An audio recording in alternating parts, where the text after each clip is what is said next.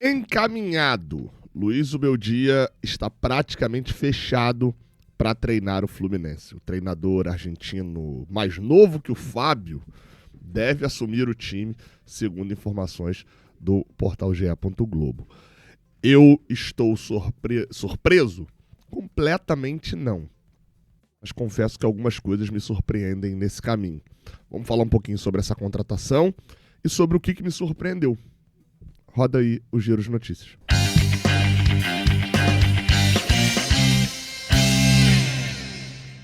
Seja bem-vindo, você guerreiro de todo o Brasil, de todo mundo. Aqui é o canal Raiz Tricolor, eu sou o Gabriel Amaral.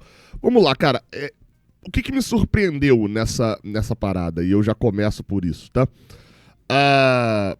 Me surpreende porque o Luiz Ubeldia... Acho que é melhor começar pela notícia, né? Pra você entender um pouquinho melhor. A matéria, como eu falei, é dos amigos do GE. Globo. Uma notícia trazida pelo Pedro Rocha no Twitter dele, né? Os outros repórteres que cobrem o Fluminense também assinaram a matéria depois. Pedro Rocha é um repórter da TV Globo, não faz parte da cobertura diretamente do Fluminense. Mas ele publicou que o Fluminense encaminhou o acerto com o argentino Luiz Ubeldia para o cargo de treinador e que a assinatura estava só por detalhes a serem definidos. A ideia é que o Ubeldia já chegue nessa sexta-feira, na manhã dessa sexta, e que até talvez já faça sua estreia no jogo contra o Botafogo no próximo domingo. E que será o primeiro treinador estrangeiro no Fluminense desde Hugo de León, em 1997. Curiosamente, isso não está na matéria, foi pouco depois da passagem também de Renato Gaúcho como treinador pelo Fluminense. O Renato sai em 96, depois passam ali o Valdir Espinosa, o Júlio César Leal e o Hugo de León assume. Ou seja, talvez a gente precisasse ter o Renato para ter um estrangeiro pouco depois. Obviamente isso é só uma trívia, né? O Luiz Ubeldia é o treinador estrangeiro do Fluminense, ou pelo menos será. Mais recentemente no Internacional, ele chegou a ser até publicada matéria no GE. Globo também, dizendo de que tinha encaminhado um acerto com o Internacional para no dia seguinte não rolar. No final das contas, o que se divulgou é que ele tinha um aceno da Federação Peruana, que poderia ser o novo treinador para o ciclo de 2030, e por isso não fechou com o Inter. Essa negociação não tem nada a ver com o Fluminense, porque isso tudo aconteceu antes do Fluminense ser eliminado e do Renato Gaúcho pedir o boné, né? Então, nesse caso, não tem nada a ver. Mas diz na matéria que o Fluminense entrou em contato com dirigentes do Internacional para saber o porquê não tinha sido fechado. O nome dele foi definido numa reunião à noite, ontem. Ou seja, depois de toda a análise inicial, focaram no Ubeldia. O Ubeldia estava doido para trabalhar no Brasil e agora deve assinar com o Fluminense. Vamos lá, tá? O que me surpreendeu? Primeiro me surpreendeu, mas talvez não tanto quanto todo mundo, o nome estrangeiro. E por que isso? Porque a gente já tinha acenos de que o Fluminense encaminharia a sua rota para treinador estrangeiro quando lá em abril, inclusive essa notícia sai enquanto eu estou em território colombiano, né? Estava lá perto do estádio do Once Caldas, que foi eliminado ontem, surpreendentemente, da Sula. Fazendo live, o Gabriel Milito desiste, chega a estar acertado com o Fluminense e desiste de vir ao Brasil, demovido ali da ideia também por conta de questões familiares, do calendário do Brasil e etc. Ou seja, o Fluminense já esteve para contratar um treinador estrangeiro. E o Mário Bittencourt, nesse caso, está sendo coerente com as últimas frases que ele falou sobre isso em entrevistas, que é, ele não tem problema com o treinador estrangeiro, ele tem problema com quem não conhece o futebol brasileiro. E aí que qualquer treinador estrangeiro que viesse teria que ter treinado há pouco tempo um time no Brasil. O Milito tinha treinado o Atlético, o Ubeldia treinou o São Paulo. O Ubeldia passou quase 100 jogos na equipe do São Paulo. E uma coisa que me surpreende dando uma estudada, eu vou gravar um vídeo depois com alguém lá do São Paulo, mas me surpreende porque as primeiras referências que eu tenho até dele na LDU, de entrevistas dele na LDU, é de gostar de trabalhar com um elenco enxuto. pequeno. Não é elenco gigante. E hoje a gente sabe que no Fluminense a gente tem só no elenco principal, tá ali naquele escopo dos jogadores que viajam para jogo e que a gente até meio que fala deles quando eles não estão relacionados, a gente tem Fábio, Vitor Eudes, Guga, Samuel Xavier, Thiago Silva, René, Fuentes, Igor Rabelo, Ignácio, Freitas, Otávio, Bernal, Hércules, Martinelli, Nonato, Ganso, Lúcio Acosta, Lima, Santiago Moreno, Serna, Carnóbio, Cano, Everaldo, Júlio Fidelis, Davi Chuinte, Manuel, Thiago Santos, Keno, John Kennedy, Soteldo, Lescano, Lavega e Riquelme. Pois é, qualquer um desses aí, talvez uma exceção de um Júlio Fidelis e um Davi Chuinte, que são da base, que estão subindo e tal, mas qualquer um desses aí que fique de fora da relação, a gente pontua, ó. John Kennedy não foi relacionado, hein? Ó, Bernal tá fora da relação. Ou seja, o elenco, as palavras que eu utilizei na coletiva pro Renato eu as mantenho, né?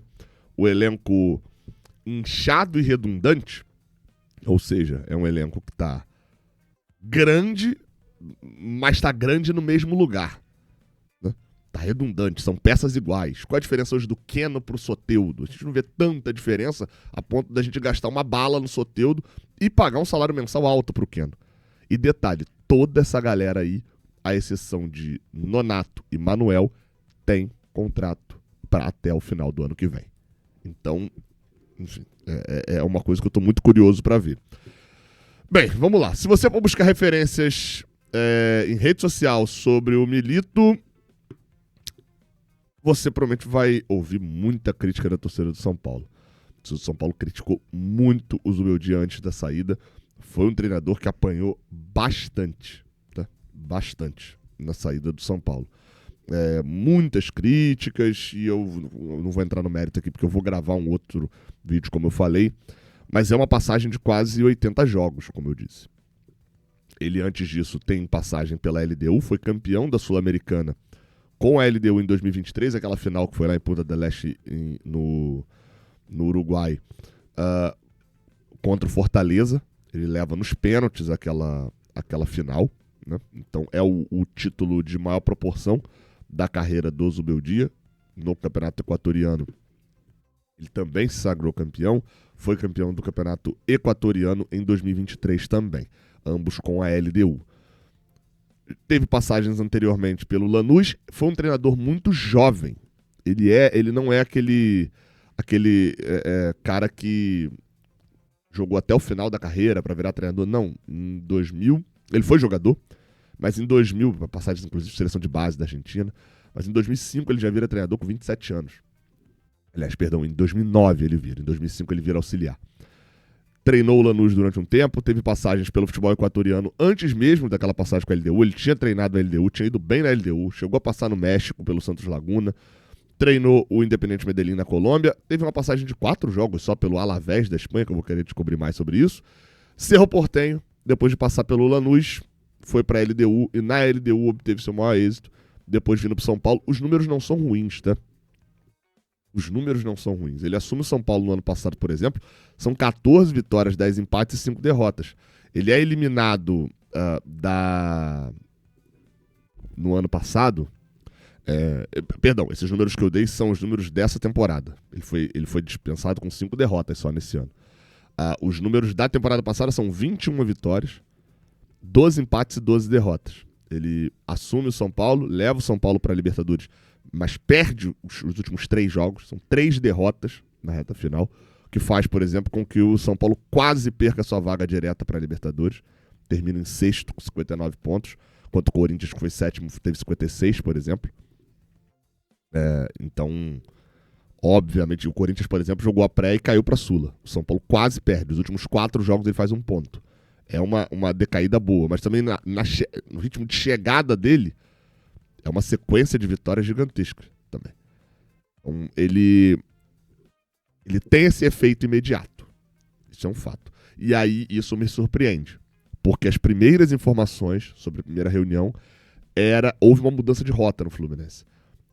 Vou tentar apurar sobre isso, inclusive. Porque as primeiras informações eram de que o Fluminense não estava se importando tanto com o efeito imediato e estava mais focado na longevidade da temporada. precisamos de X pontos para poder ir para a Libertadores, precisamos, lá em dezembro, ter um treinador que nos leve ao título da Copa do Brasil. Esse era o olhar. E foram pro Luiz Ubeldia, que tem um efeito imediato, mas o longo prazo pode ser desgastante. É um cara que tem muita relação com o físico, um cara que força muito fisicamente. Enfim, eu vou falar mais com alguém que faça a cobertura do São Paulo. Acho que é mais interessante pra gente trazer isso, porque é uma história mais recente, que tem muito mais do que só a saída dele. No mais, é um treinador muito esquentado, tá? Já tomou alguns cartões, bica garrafa d'água e tal. Tem esse hábito ali. No Fluminense se falou em lembrar Fernando Diniz em algumas questões, por exemplo, a exaustão de treinamentos, essa questão do temperamento também de incendiar o vestiário, de treinar muito, que era algo que a galera estava reclamando do Renato Gaúcho, ou pelo menos reclamava depois que o Renato saiu, mas enfim, era uma insatisfação da falta de correções e treinamentos no campo e não só no geral. O Renato acaba ficando com a fama de preguiçoso por onde passa, né? Ou pelo menos o bom vivant, o curtir a vida, nada mais é do que o preguiçoso com dinheiro, né? Então a fama é de preguiçoso. Eu tô curioso pra ver o Zubeldia no Fluminense, cara. Não vou dizer que estou empolgado, não acho que é essa a palavra certa, mas também não vou dizer que tô olhando pra essa contratação e como eu olhava pra hoje, minha referência é negativa, né? Oswaldo de Oliveira 2019, que eu olhava e falava, gente, não vai dar certo, não vai dar certo, não vai dar certo, não vai dar certo, não vai dar certo. Passou um mês e não deu certo. Eu tô curioso pra ver, porque vai mudar muito a dinâmica do time. É o famoso giro de 180 graus. Você tá indo pra lá e do nada você passa a vir pra cá. Mudou completamente. Vamos lá, vamos tentar entender e ao longo da tarde a gente explica melhor essa contratação do Zubeldia. Provável que chegue nessa sexta-feira de manhã, e claro, cobertura nossa do Raiz Tricolor, junto com a Jornada KTO 1902, vai estar por lá para poder refazer a chegada do treinador. Tamo junto. Não esquece de deixar o like, se inscrever aqui no canal. Até a próxima. Valeu.